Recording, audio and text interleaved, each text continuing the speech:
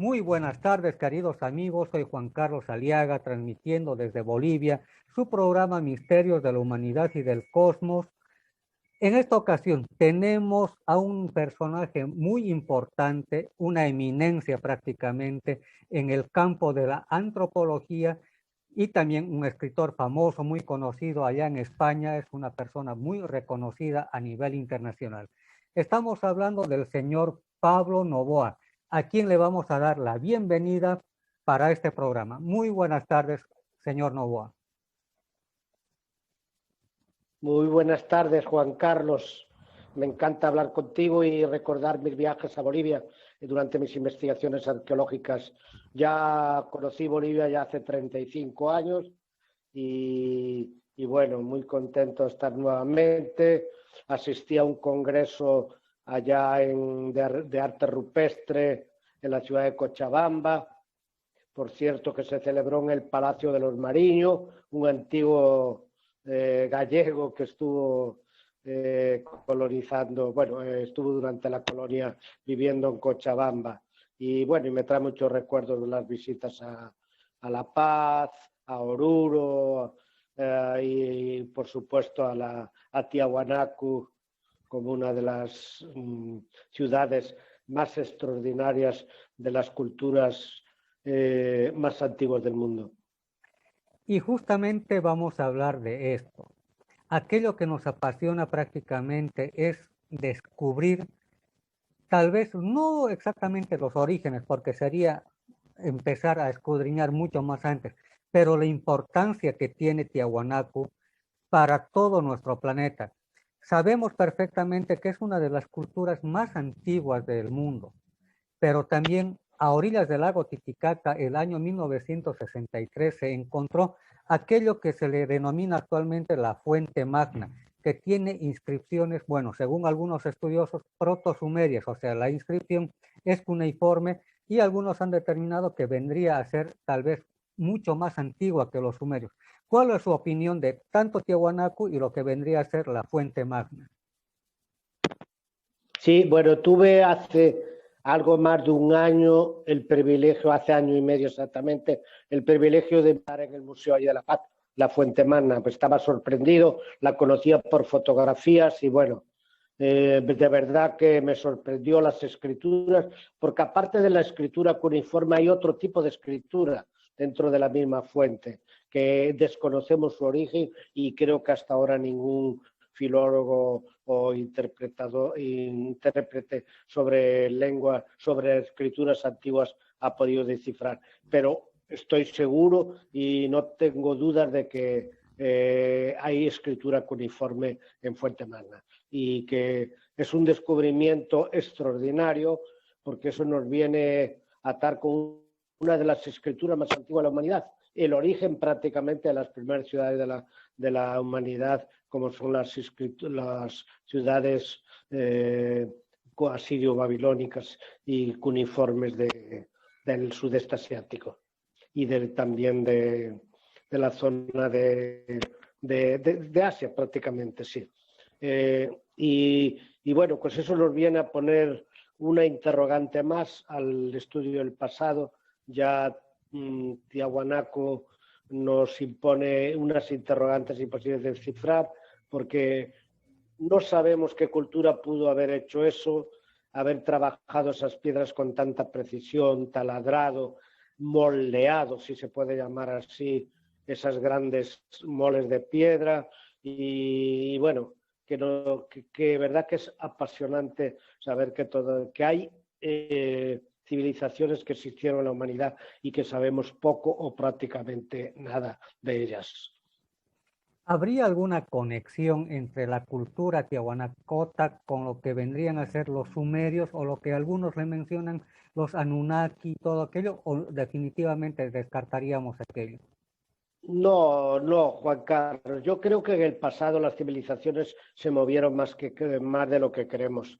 Yo he publicado hace unos años un libro que se titula Los Arahuaco-Taínos, una cultura precolombina en las Islas Canarias, y que demuestro, después de un trabajo de más de 25 años de recorrer diversos países, de estudiar a numerosos cronistas de India, de revisar archivos, llegué a la conclusión que gente del Caribe, probablemente de las islas de Cuba, Puerto Rico, Jamaica, una expedición o varias expediciones de aborígenes taino-arahuacos llegaron a las Islas Canarias y colonizaron estas, y probablemente pudieron llegar incluso a la península ibérica.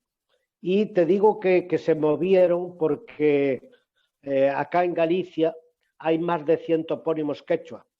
Concretamente en la Ría de Vigo tenemos 20 y pico topónimos que no son castellanos ni hispanos, son los más antiguos de la cultura gallega. Y te voy a nombrar uno, la ciudad de Vigo, la ciudad más importante de Galicia, su nombre no es Vigo, es Vicus.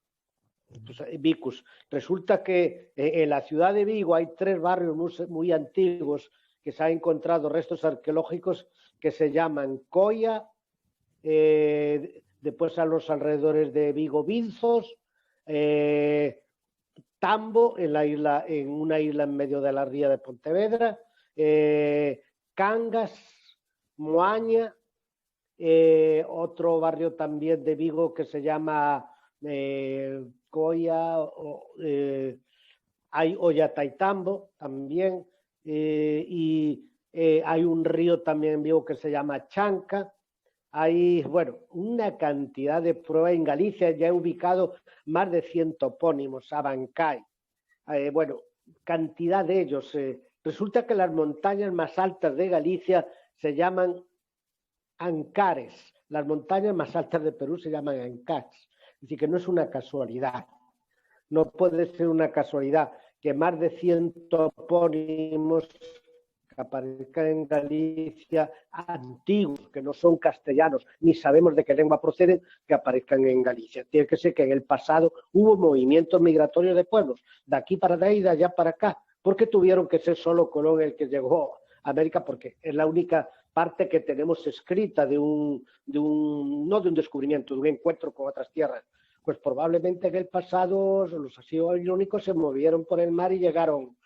Yo te digo que tengo pruebas de que los pueblos han movido porque me he llevado sorpresas extraordinarias.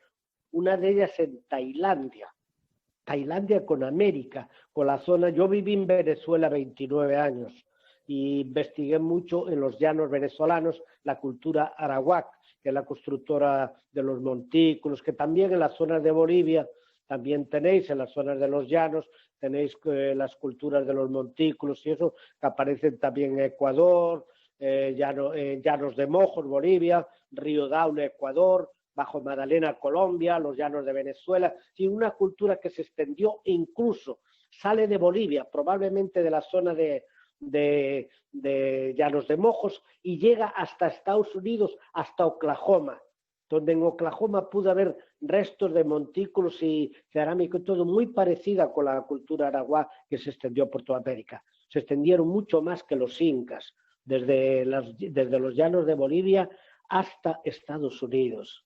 Y en el Caribe generalizaron y mezclaron con latino y se generó la cultura taino-arawak, que fueron grandes navegantes. Tenían canoas más grandes que las carabelas que llevó Colón, de hasta 40 remeros. Se habla de una expedición en Cuba del cacique Atuey, que hizo una expedición de 1.500 canoas a través del Atlántico, que nunca regresaron y no se sabe a dónde llegó. Pero bueno, en las Islas Canarias hay más de 500 topónimos quechuas, más de 500 aborígenes en las Islas Canarias. Principalmente donde hay más nombres aborígenes quechua es en las islas orientadas al oeste. Las islas que están pegadas a África son Lanzarote, Fuerteventura, no tienen casi restos, ni hay topónimos, pero las islas que están orientadas hacia el oeste, es decir, hacia América, que están orientadas, ahí sí aparecen gran cantidad de topónimos. Y eso nos demuestra que no fue una cultura africana la que estuvo en las Islas Canarias y que pudo influenciar en las 7 islas que forman el archipiélago, sino que fue una cultura venida del Atlántico de América. Es decir, que nadie descubrió a quién, nadie descubrió nada. Los pueblos se movieron en el pasado a través de grandes expediciones. Lo que te contaba en un principio, me desvié un poquito a la conversación, es que visitando, tuve la oportunidad de, por medio de unos amigos arqueólogos colombianos, de conocer a un arqueólogo, profesor de la Universidad de Bangkok, la capital de Tailandia, de la Facultad de Arqueología. Y entonces él me estaba esperando, gracias a ello, y me llevó a conocer, me preguntó qué quería conocer en Bangkok. Yo le dije, bueno, que me interesaba toda la arqueología. Y me llevó a un pequeño museíto, pero precioso, con una laguna, unas construcciones antiguas tailandesas, un pequeño museíto que lo fuimos a visitar. No había nadie, entramos allí. Bueno, cuando entramos en la primera sala y veo unas vitrinas, a mí casi me da algo. Se me pusieron los pelos de punta. Estaba viendo las vitrinas, cientos, no uno, dos ni tres, cientos de objetos similares a los de la cultura arawak de los llanos venezolanos. Le cuento a Choralay, el profesor que me acompañaba de Tailandia, él se queda asombrado también. Y dice, no te preocupes, yo te voy a mandar las fotos de los descubrimientos que hemos hecho en los llanos venezolanos, en las expediciones y excavaciones que participé, y tú verás que no te estoy mintiendo, que hay cientos de objetos de los que están en esas vitrinas, que es una cultura que se dio en el sureste de Tailandia, que se llamaba Ban Chai. Esa cultura de Ban Chai también construía montículos ceremoniales, y ahí aparece toda esa cerámica similar a la que hemos descubierto en los llanos de Venezuela. Cientos de piezas, pintaderas, de esas pintaderas de barro circulares, son características que aparecen en muchas partes de América. Bueno, figuras, vasijas espectaculares en policromía, es decir, un montón de piezas que encajaban perfectamente. Entonces no me permitían fotografiarlo. Entonces el arqueólogo invitó al vigilante que lo llevara al servicio, al baño, tal, lo llevó, y yo aproveché y disparé unas 15 fotos y tomé foto del material.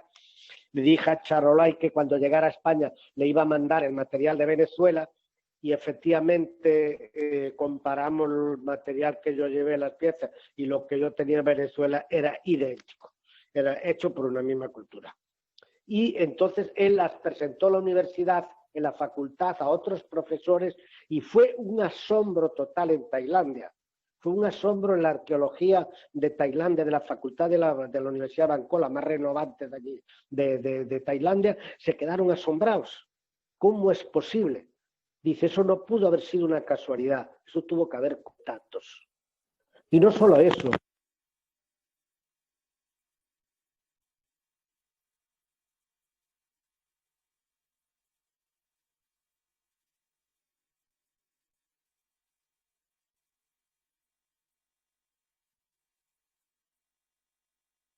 En el ápice, rupestres, circulares,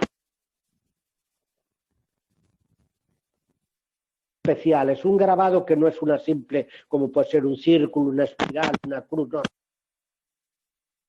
Ciertas llevé unos calcos que había hecho en Venezuela de un descubrimiento que hizo mi grupo, el Centro Arqueológico Cubayú, que yo era presidente, que descubrimos allá en Venezuela, en el Piedemonte andino, en el estado de Barinas, y llevaba algunos calcos frotados de los petrolíferos y los llevamos al Atlas. Me acompañaba la doctora Susan Seri, una gran arqueóloga, aunque anglo-francesa, una de las mejores arqueólogas en arte rupestre de Marruecos. Me acompañaba ella y entonces fuimos allá a visitarlo. Bueno, cuando llegué allá me quedé asombrado porque era lo mismo que habíamos descubierto en Venezuela grabados. Sacamos los calcos y los comparamos, hicimos calcos, y Susan Seri, que era una arqueóloga anglosajona, conservadora y tal, me dijo, Pablo, reconozco que estos petroglifos de allá y de acá fueron hechos por la misma mano. Así me dijo. Y entonces, bueno, es que no hay casualidades. Bien, como íbamos diciendo, es importante estos descubrimientos ahí en Tailandia, ahí en Venezuela y todo esto. ¿Qué más nos puede decir? Si es que ha hecho algún descubrimiento muy similar acá en Bolivia o allá en los llanos orientales que le llamamos de Mojos, todo aquello. Hay otro tipo de restos arqueológicos. Es que esto es demasiado material arqueológico. Hay diversas partes del mundo que demuestra que hemos tenido conexiones en el pasado hace 5, 6, 7 mil años, que es unos grabados lineares que estamos encontrando, que los he visto en Bolivia, en unas cuevas ahí cerca del lago Titicaca, en una entrada de una cueva. Y los he visto en Perú, aparecen aquí en mi tierra en Galicia, se encuentran hasta en Alaska. Son una especie de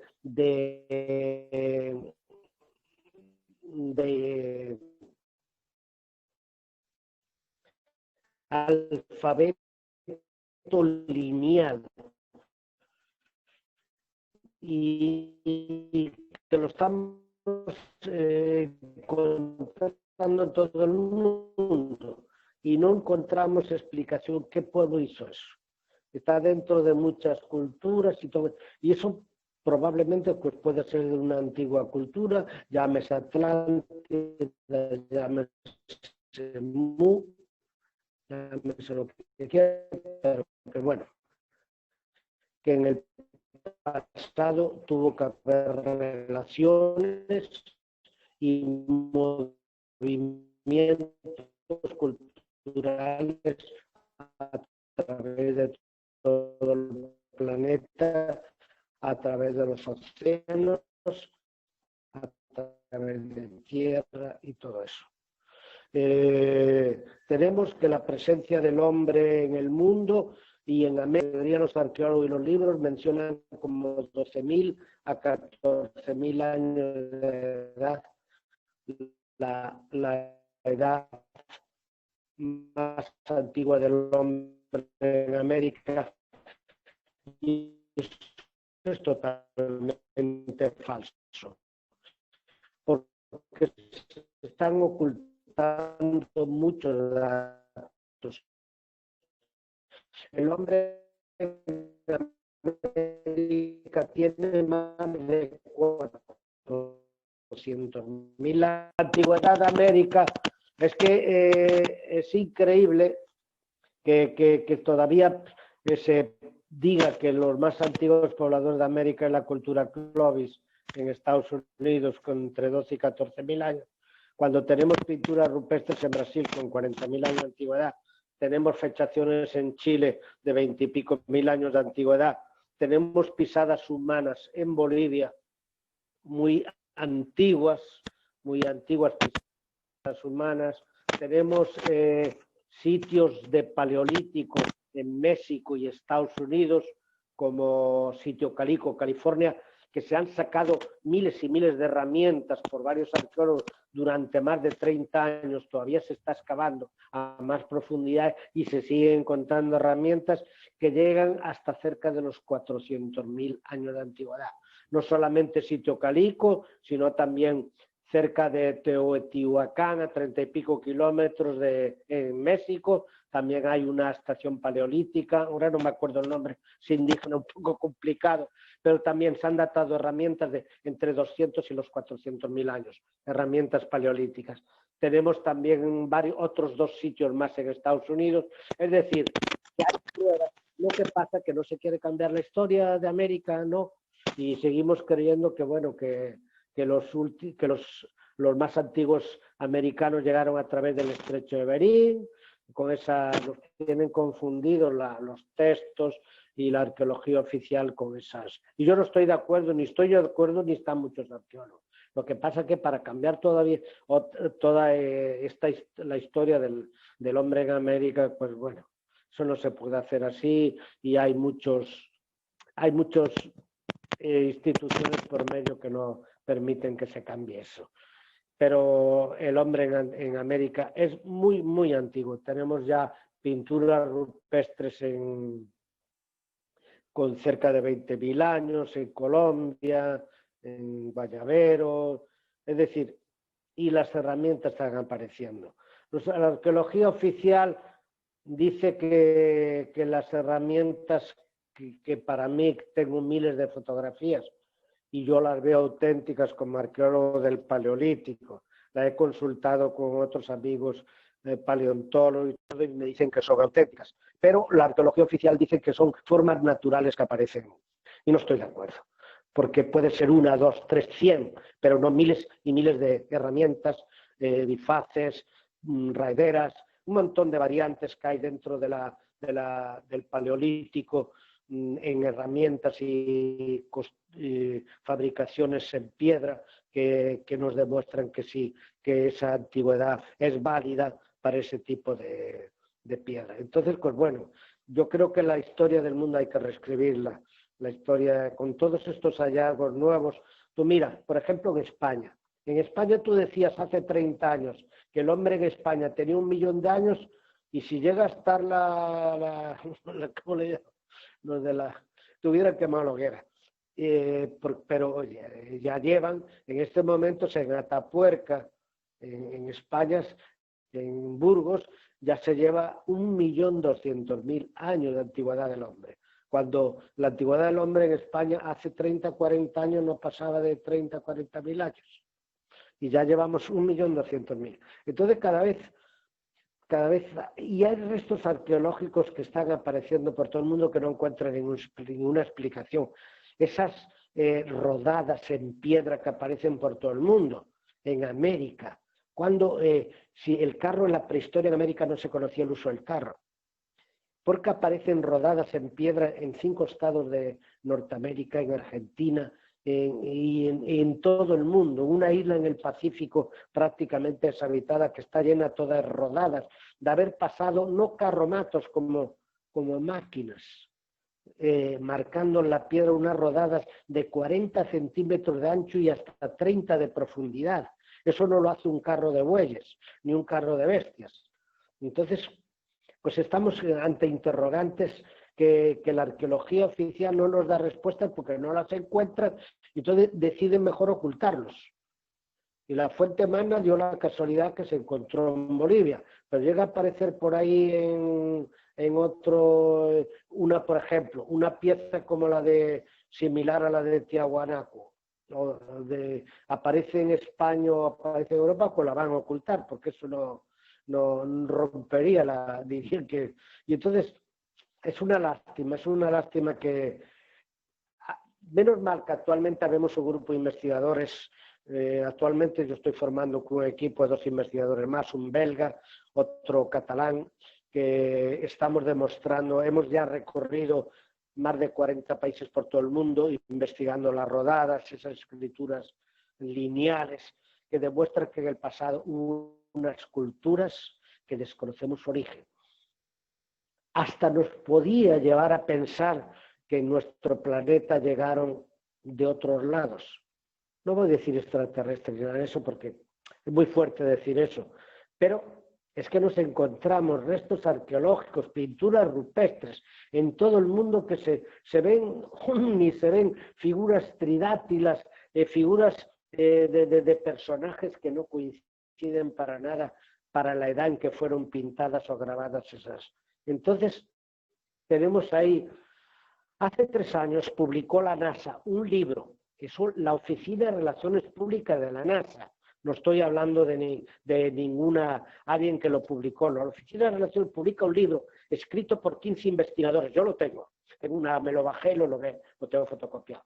Un libro de 300 y pico páginas. No llega a 300, 200 solo. Y hecho por 15 investigadores, arqueólogos, antropólogos, exdirectores de la NASA, astrónomos, y al final de la investigación, los 15 investigadores nos insinúan, no lo pueden afirmar, pero nos insinúan que probablemente muchos grabados y pinturas rupestres que aparecen por el mundo fuera un sistema de comunicación extraterrestre, es decir, de comunicación entre la Tierra y el grupo. Nos lo insinúan en ese libro. Cuando la NASA publica eso, se atreve a publicar eso, es que todos esos restos arqueológicos que aparecen, como por ejemplo de lo de Cuzco, las piedras moldeadas, que se ve que no son talladas, que son como moldeadas como si fuera plastilina, como si fuera cemento, como si fuera arcilla. Entonces, ¿cómo pudieron hacer eso? Las que están vitrificadas, ¿cómo pudieron hacer eso?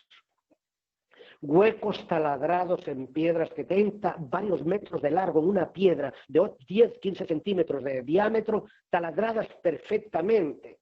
Pero tú ponte a ver con unas piedras, unas herramientas, cómo vas a hacer un agujero de varios metros como si fuera el calibre de un cañón totalmente taladrado perfectamente a mano. No es imposible. Tuvo que haber algo, o una civilización o algo que vino, sabe Dios de dónde, que pudo haber dejado esa manifestación. Y eso nos llevaría. Lo que pasa es que la arqueología no puede mojarse en eso ni las instituciones oficiales, porque eso sería incoherente, porque no hay pruebas, aunque tenemos pruebas materiales y pruebas de grabados y pinturas rupestres que demuestran objetos que han aparecido en muchas partes del mundo que no tienen explicación. Yo, por ejemplo, vi una pieza ya grabada en piedra en Perú, completa, en Huánuco, en Ambo, que finalmente la vi, estuve con el que la encontró, estuve dando unas conferencias allí en Ambo, en Huánuco, y bueno, parecía como si estuviera grabado una piedra, una especie de modelo, de una caja de un computador, es increíble. Es increíble. Y después cosas que han aparecido en Egipto, eso, lo que parecieran bombillas, otros aparatos, el mecanismo de Antequera y otras cosas que han aparecido por todo el mundo que no hemos encontrado explicaciones todavía básicas.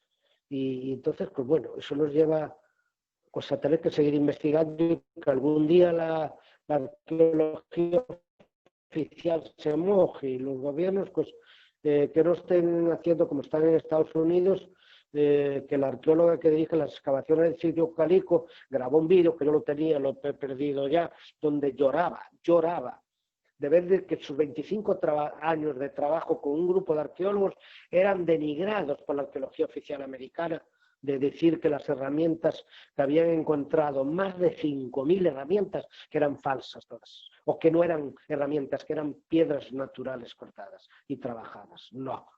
Y entonces así, yo creo que la arqueología oficial tenía que mojarse un poquito más, tenía que ser un poco aperturista. Otro problema que tiene la arqueología es que cuando se estudia, no es un problema de España, ni de Perú, ni de Venezuela, ni de Bolivia, es de todo el mundo, de Estados Unidos, que la arqueología se encierra siempre en círculos cerrados y no se abre, es decir, aquí tenemos el estilo tal de arqueología en tal sitio, pero si en otros lados, o bien del mismo país o de otros países, aparecen cosas similares, no tratan de investigar por qué se parecen esos objetos y por qué se encuentran en varias partes del mundo. Entonces la única forma sería explicar, bueno, que hubo contactos y que hubo movimientos migratorios a través de hace miles de años y a través de muchos siglos. Y lo de las carabelas de Colón, eso sería lo último. La entrada en América fue por Berín hace 10, 12.000 años y fue lo último que vino a América, porque hay muchas cosas que no pueden ser explicadas, como las pinturas de Brasil, como las herramientas. Y habrá que seguir peleando, seguir estudiando. La arqueología, yo he recorrido 44 países investigados por el mundo en la arqueología. La arqueología no es sentarse detrás de una biblioteca y escribir y analizar y sacar conclusiones a través de otros investigadores que si acaso no han investigado bien o que si acaso estaban muy atrasados dentro de la arqueología cuando investigaron. Y meterse como ratón de biblioteca a investigar en esas publicaciones no aportan nada. Hay que viajar, ver, estar en los sitios, ver porque sí en España hay esos petroglifos, porque aparecen allá en Asia o aparecen donde sea, o porque si la cerámica o en los objetos arqueológicos que aparecen en los llanos de Venezuela y los encontramos en la cultura Banchán de Colombia, similares, cientos de objetos, no 1, 2, ni 3, ni 4, ni 5, cientos de objetos similares, con una misma cronología, encontrados en montículos ceremoniales.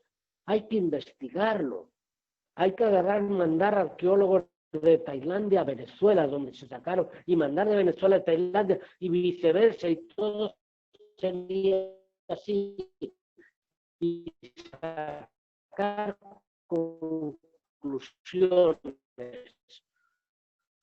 no quedarse dormido y no tratar de callar y amenazar a los arqueólogos que son más abiertos a este tipo de dar a conocer la arqueología desconocida que tenemos en el mundo.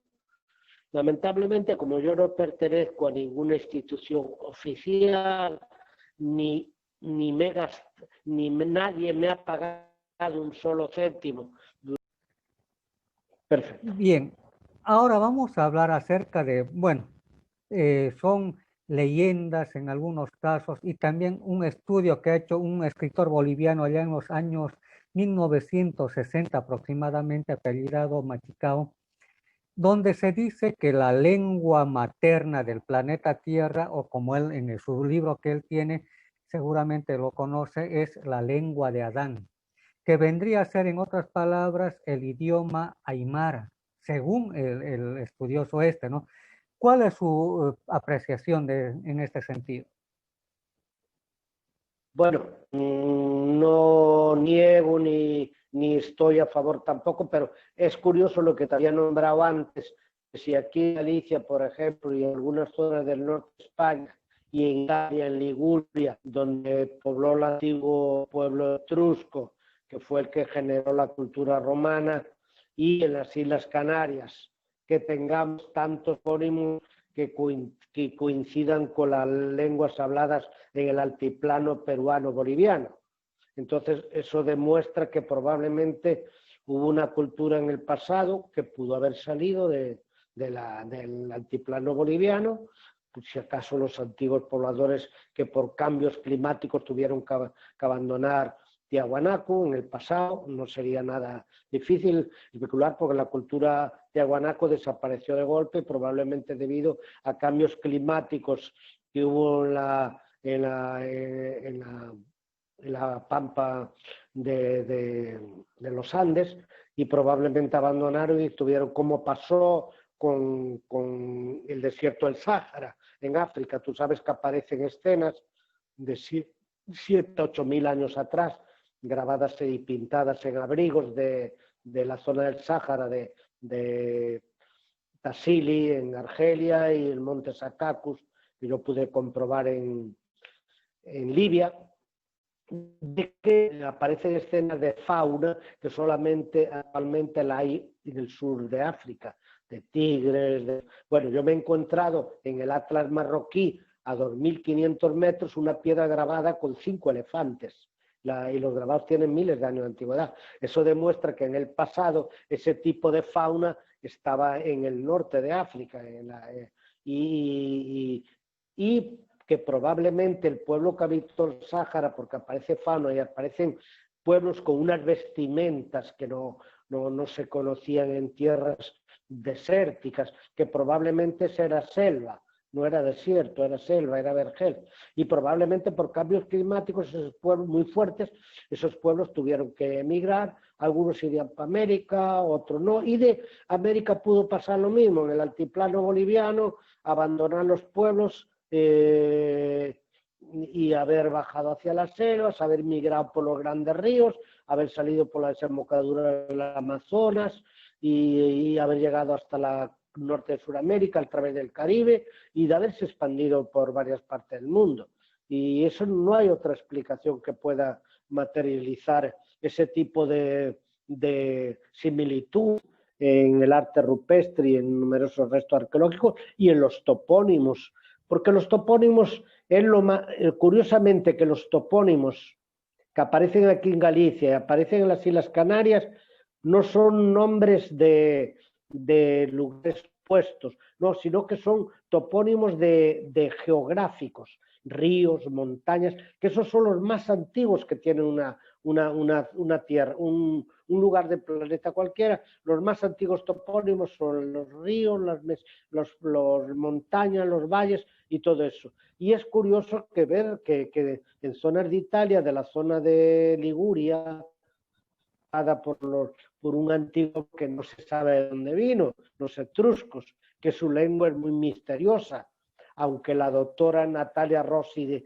Tarifi, la cual conocí personalmente en Venezuela, italiana, una filóloga italiana de la Universidad de Florencia, ella hizo un libro que se titula América Cuarta Dimensión, que dice que los etruscos salieron de los Andes. Es curioso, ¿no? Y entonces ella desglosa la lengua etrusca y llega que se ata, se comunica con las lenguas de los, llámese quechua o llámese lo que sea, porque probablemente, pero siempre del altiplano boliviano-peruano, de las zonas más altas de América. Entonces, pues probablemente hay cantidad de redes, los geoglifos que yo descubrí, no, que di a conocer al mundo hace año y medio, de Perú, cerca de Puno, son unas quincenas de geoglifos de tierra, que los arqueología oficial dice que son guaruguaros, no estoy de acuerdo con eso. No estoy de acuerdo porque he demostrado científicamente que no pueden ser guaruguaros, que son unas figuras geométricas hechas matemáticamente, de círculos y todo, de muy baja profundidad, apenas tienen 25 o 30, y yo no creo que profundidades de 25 o 30 centímetros de unas marcas en tierra sean canales de riego, ni pozos para guardar el agua. No me lo creo. Y que sean hechos durante las heladas en el altiplano, que sean para que las plantas no se congelen y el agua ayude. Tú que eres boliviano, explícame dónde es la temporada de lluvias en el altiplano y cuándo es la temporada de heladas. No coinciden para nada. Es decir, que las teorías que saca la arqueología oficial de los guaruas es totalmente, no tiene razón de ser. Porque la temporada de lluvias, yo estuvimos viendo las figuras en febrero, que es la mayor temporada fuerte de lluvias en el altiplano. Había llovido toda la noche anterior. Visitamos 8 figuras, 8 geoglifos, y solo 2 estaban llenos de agua. Los otros casi no tenían agua. ¿Cómo será en la temporada de heladas, a partir de mayo, junio, julio, agosto, septiembre? ¿Qué agua hay allí para que no? Además de las figuras, no hay salidas de canales que les comunique con algún río, con el lago Titicaca o con algún sitio donde pudieran. No están comunicados, no son canales. Bueno, todos los días estoy peleando por Facebook con cantidad de investigadores y de gente que me dice que son guaruguaros, pero por favor, ateneros. Los guaruguaros eran pozos de un metro y medio de profundidad. Los sistemas de riego, además se ve que las figuras fueron destruidas gran parte, todas las figuras en las fotos satélite, fotos de Google Maps, se ve que los camellones de hace 1500 años destruyeron parte de las figuras. No hay explicación. Esos son, para mí, esos geoglifos son figuras con un sentido astronómico, de cultos, ritos, no sabemos. Yo sí tomé la noticia de un anciano de allí de Puno, que vivía cerca de las figuras. Cuando le mostré las fotos de Google Maps de las figuras, dijo, eso no está aquí no se hacen esas figuras. Resulta que estábamos delante de ellas. Es que ellos no la aprecian sobre tierra, eso hay que apreciarlas desde arriba. Entonces esas figuras fueron hechas con un sentido de algo, de culto de algo, o que fueron hechas, ¿sabes cómo? ¿Cómo explicamos las figuras, las figuras de los campos de trigo que están apareciendo en Inglaterra y otras partes del mundo, que no se ha encontrado explicación científica? Probablemente eso pudiera ser algo parecido, o hecho por una cultura, sabe Dios, venida de dónde, o por una cultura desarrollada que veían esas formas geométricas, sentido matemático, sentido de observatorio astronómico o sentido de medir el tiempo. Vete tú a saber. Pero decir que son guaruguaros, unas figuras perfectamente hechas de 30 rayos, 40, 60 y perfectamente que sin ninguna salida para ningún canal ni nada, que digan que son guaruguaros sistemas de riego para evitar que las plantas se congelen En época de heladas cuando no tienen agua ninguna. No Así es. Sí. ¿Cuál es su comentario acerca de las famosas piedras de Ica?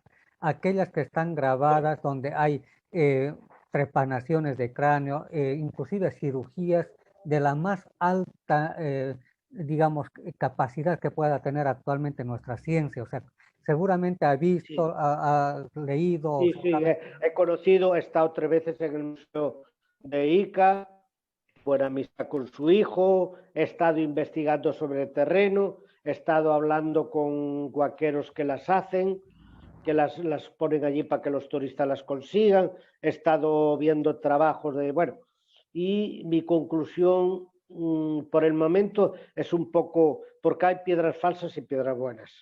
Entonces, pero sí hay mucha falsificación y hay otras que no son falsificación. A mí me parece que ha aparecido, se calcula, he visto ya 3 colecciones en Perú y se calcula que puede haber más de 20.000 piedras grabadas de Ica, más de 20.000.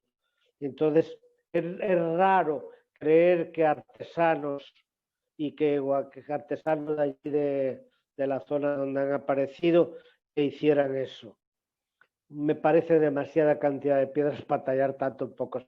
Entonces, probablemente muchas de ellas sean auténticas, otras de ellas no. Algunas de las donde aparecieron operaciones de corazón, trepanaciones y figuras de seres extraterrestres, eso se ha demostrado que son falsas. Otras hay muchas dudas, pero hoy dar una determinación sobre la autenticidad de las piedras de Ica es bastante fuerte. Es decir, pero de que sí hay verdaderas y hay falsas. Y hay que estudiar más a fondo. Eso le convenía, o yo no sé por qué los gobiernos no se mojan, como pasa con las momias tridáctilas. Parece que están en contra de que se descubran cuestiones arqueológicas que rompan con los esquemas establecidos y rompan con todo, porque tú sabes, las momias tridáctilas fueron halladas allá en Palpa y Nazca. Entonces, yo las he visto, yo conozco todo el trabajo que hay en ellas, tengo amistad con varios de los investigadores, con algunos de ellos me escribo, que uno que vive en Suiza, la autora, bueno, que ha hecho un libro sobre y yo no creo, esa gente me parece muy preparada como para decir de que esos son falsificaciones, yo no lo creo. Lo que pasó es que, bueno, ahí parece como un decomiso de alguien que la estaba fabricando para vender y eso, y entonces se basaron en la arqueología oficial para estudiar esas y no estudiar las auténticas. Y entonces han dicho que son falsas. Yo no estoy de acuerdo. Yo creo que las momias que están actualmente en la Universidad de Trujillo, perdón, en la Universidad de Ica, sean falsas. Yo creo que son auténticas. Y creo que fue una raza que vino, sabe Dios de dónde, o una raza que convivió en la Tierra con los nazcas y con eso, porque la cronología le da que pudo haber convivencia entre esas razas. Lo que sí yo he recogido noticias por varias partes de América, conozco la momia de Andahuilillas, la ha estudiado varios amigos míos, entre ellos un médico cirujano masiofacial, un sobrino mío que trabaja en una clínica en Madrid que es traumatólogo, y él me dijo: Pablo, tío, esas momias no las puedo ni fabricar yo. Yo que soy traumatólogo, ni el mejor traumatólogo del mundo puede fabricar. Esas son auténticas, me dijo. Y la momia de Andahuilillas, que me decía el doctor amigo mío, un doctor venezolano que está exilado, él me decía también que la momia de Andahuilillas que pertenece a una raza especial. Según el estudio que yo le mandé de más de 40 fotos detalladas de su cabeza y todo el cuerpo, que me permitió sacar el Riquelme, el director del Museo de Andahuilillas, que es antropólogo, y su hija, y otros médicos más, amigos míos que la hemos visitado allá en Andorrillas, llegamos a la conclusión que no es una raza humana normal.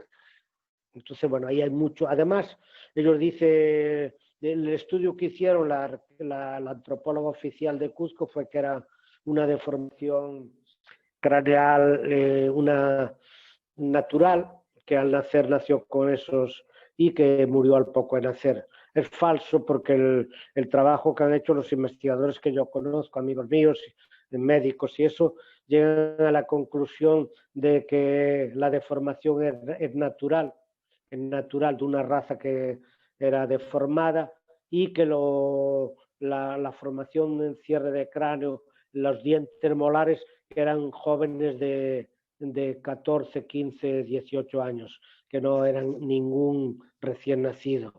Entonces, pues nos lleva a creer que, bueno, cambió una raza como esa. Aparte de eso, que se encontraron varios cráneos alargados más, como el de la momia de Andalillas, cerca de ella, en el sitio donde fue encontrada, en Andalillas.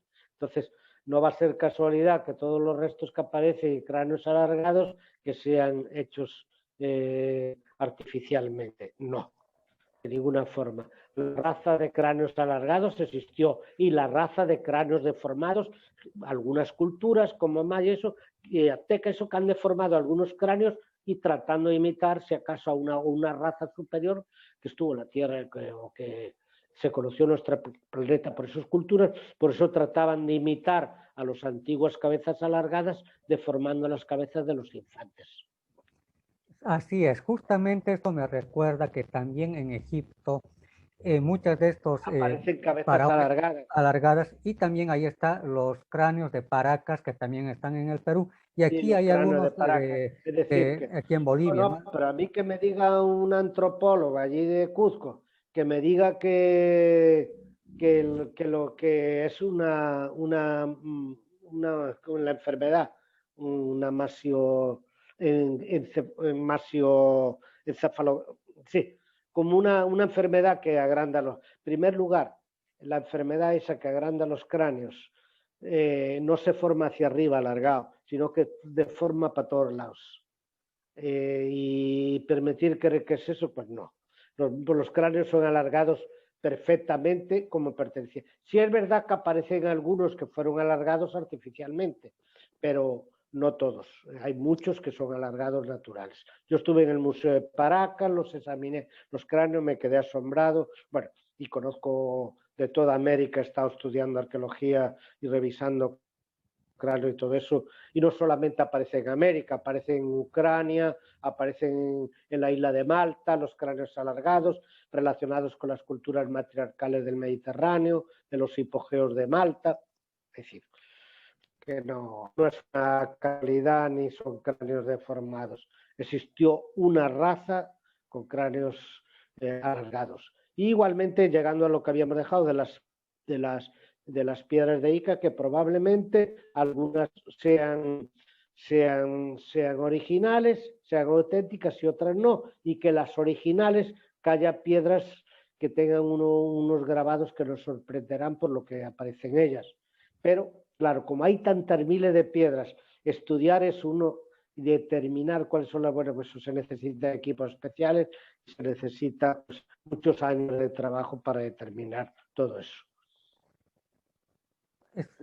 Seguramente conoce acerca de la mitología en diferentes partes del mundo, de que nos habla que había la presencia de dioses en forma de puma en el caso de la parte andina, o los felinos o los gatos allá en Egipto, también las serpientes o dragones en la China, en el Asia.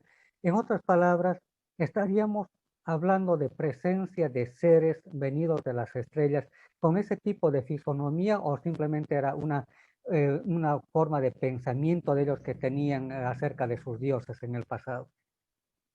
Bueno, de los dioses hay una gran variedad. Hay que darse cuenta que los felinos, los gatos, la serpiente principalmente fue uno de los animales que más, por lo menos en las culturas americanas, serpientes emplumadas y eso, que también las encontramos en América. Yo he encontrado grabaciones de serpientes emplumadas en Portugal. Pues yo vivo en la frontera con Portugal y hago mucha arqueología en Portugal, me la encuentro en Portugal.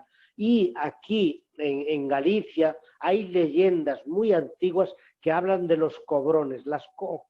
Viene de la palabra cobro, serpiente. En Galicia se le llamaban los cobrones alados, que atacaban a veces las poblaciones, decían. Es decir, hay una serie de... Y las serpientes que aparecían en una roca y le aparecían un hombre, decían que allí había un tesoro y que, bueno, era típico y muy típico la cultura de las serpientes. Tanto que cuando los romanos llegan acá a Galicia, el cronista que acompañaba a las tropas romanas, Plinio, él llamó a los gallegos, le llamaba los hombres serpiente. Y curiosamente que en Galicia tenemos grabados casi una veintena de figuras de laberintos de 7 vueltas. Échate para atrás. Nos trasladamos a América, a los indios Hopis, a Arizona, que yo he estado en Arizona, he estado con los indios Hopi, los descendientes, y he estado por allá investigando en Estados Unidos, y me encuentro que los indios Hopi también tenían el culto a la serpiente, todavía hacen la fiesta de la serpiente, y se conocen como los hombres serpiente. Y resulta que también ellos graban el laberinto todavía en la cerámica de artesanía, y los mimbres que se trabajan por los descendientes de los indios Hopis en América, todavía hacen el grabado del laberinto de 7 vueltas. Es curioso, es que no es una casualidad, son varias cosas unidas.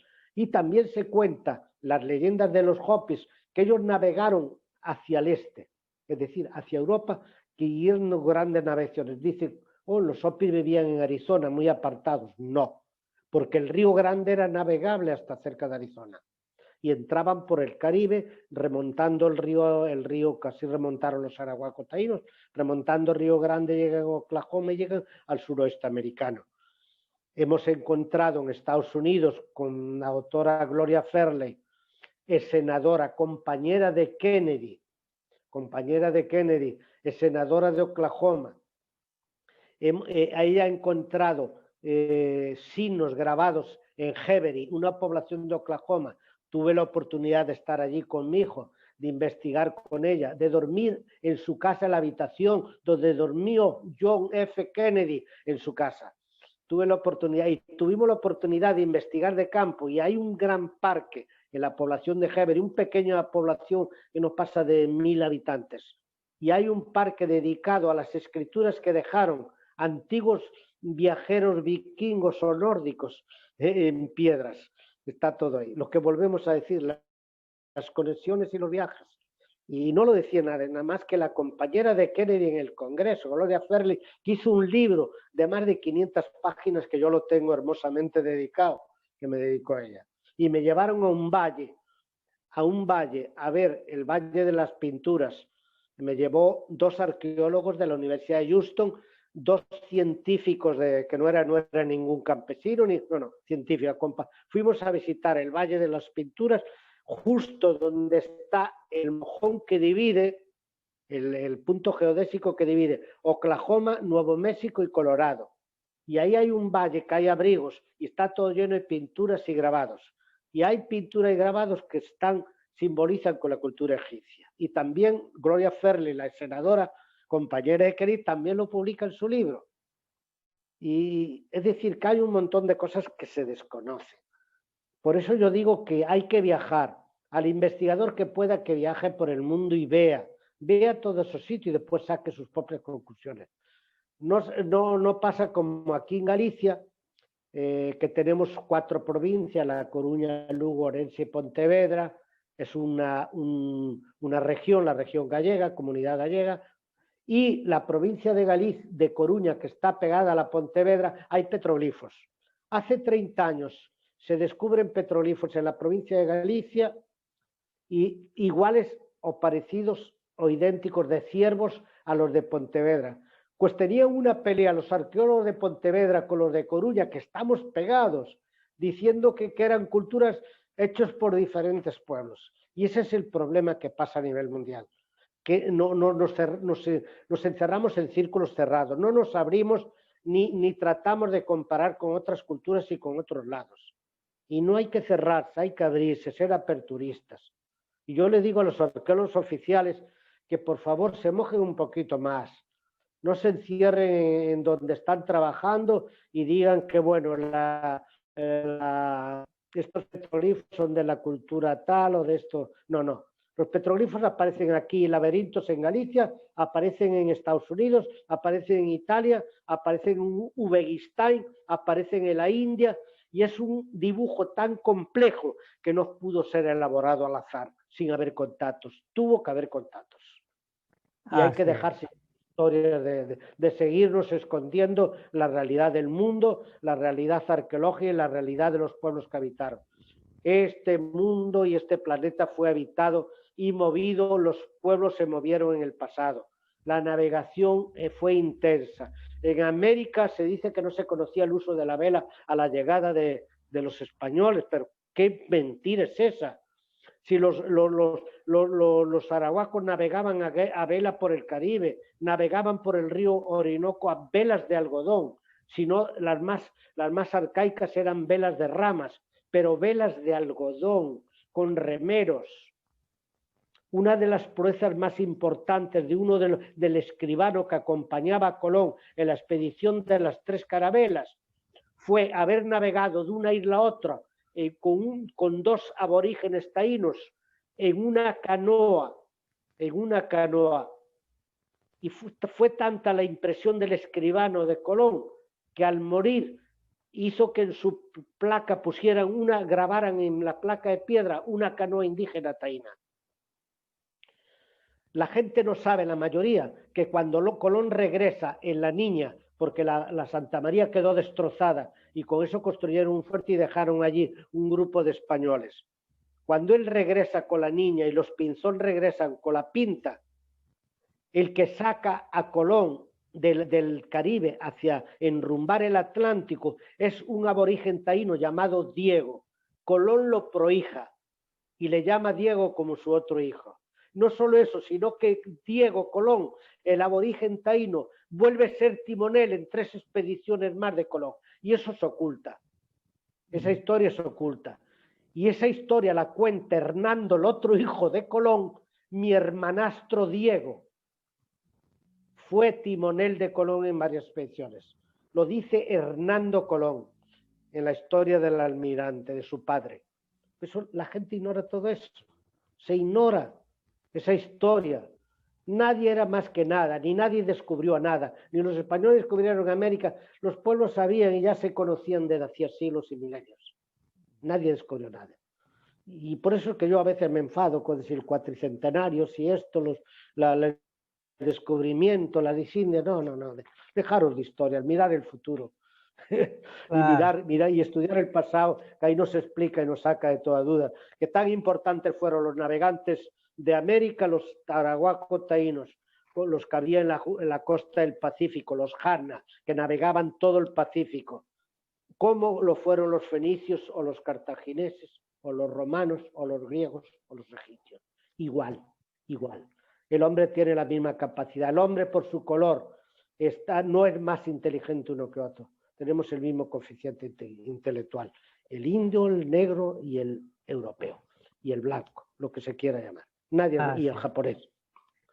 Porque, por cierto, que llegaron también, pescadores japoneses llegaron en canoa desde Japón, desde la isla de una islita que hay en Japón, llegaron a las costas del Pacífico, a Puerto Hormiga, Colombia, y a Ecuador, a Esmeraldas, creo que era Ecuador, sí. Llegaron navegantes japoneses que fueron los que iniciaron la cultura que aparece en Ecuador, tan conocida, unas figuras especiales que aparecen también en Japón. Es decir, los pueblos se movieron. Claro. El Pacífico lo atravesaron, ahí está la isla de Pascua, ahí está lo que aparece en las Islas Marquesas, esas construcciones que no se sabe qué cultura las hizo. Unas construcciones increíbles las Islas Marquesas y todo eso. Así es. Bien, el tiempo se nos ha acabado. Nada. Bien, ¿cómo le pueden buscar a usted aquellos amigos que quieran conversar más o inclusive arqueólogos, antropólogos que seguramente van a ver este video para que se puedan comunicar con su persona? Sí, pero que abran bien la mente primero, porque no, que abran un poquito la mente y canalicen. Y pues nada, yo salgo por Facebook, Pablo Novoa Álvarez, Novoa con V, Pablo Novoa. Novoa es un apellido que lo hay mucho en Ecuador y Colombia, y creo que en Bolivia también hay algunos Novoa. Los gallegos dejamos huella. Y nada, por Pablo Novoa Álvarez o sí, o por también mi correo, panoalba con V, P de París, A de Alemania, N de Noruega, O de Orense, A de Alemania, L de León, V de Vigo y A de Alemania. Panoalba, con B pequeña, no Oh, B pequeña como se dice en América.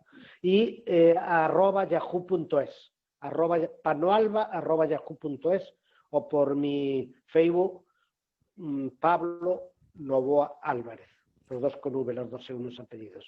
Y terminado en Z Álvarez, porque como he vivido en América, sé que la Z la convierte en S y la B pequeña y la B grande, para que no haya errores. Con B ah, pequeña, Novoa Álvarez.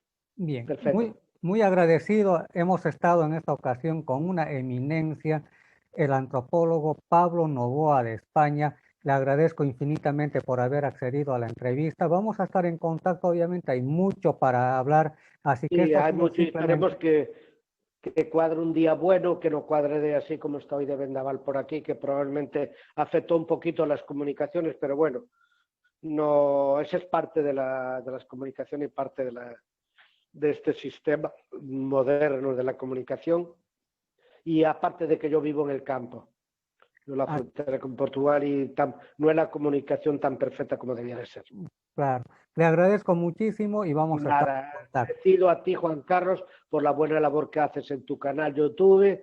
Te agradezco y ya sabes que aquí estoy para lo que sea. Cuando quieras, te comunicas y hablamos. Y si algún día vamos a Bolivia, lo haremos en persona. Tengo ganas de volver a Bolivia, un país que me encanta mucho. Me ha encantado, y además quiero seguir estudiando la parte de los geoglifos porque queda muy cerca de la frontera de Bolivia y probablemente pudieran tener que ver algo con la cultura de Tiahuanaco. Así es, vamos a estar en contacto.